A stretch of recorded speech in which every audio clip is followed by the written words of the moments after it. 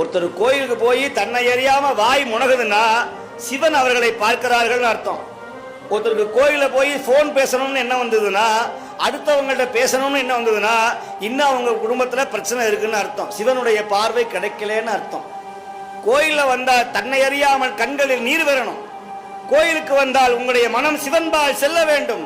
கோயிலுக்குள்ள நுழைஞ்சா உங்களுடைய ஐம்பொறிகளும் ஒரே நேர்கோட்டில் இருந்தால் சிவன் உங்களை பார்த்து கொண்டிருக்கிறார் என்று அர்த்தம்.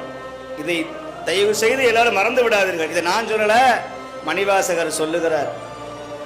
நம்முடைய பெருவான் கயல் மாண்ட கன்னி பங்கலினை கலந்து ஆண்டலுமே அயல் மாண்டு அருவினை சுற்றமும் ஆண்டு அவனியில் மேல் மயல் மாண்டு மற்றுள்ள வாசகமும் ஆண்டு என்னுடைய செயல் மாண்டவா பாடி தெல்லேனம் கொட்டாமோ என்று சொல்லுகிறார்.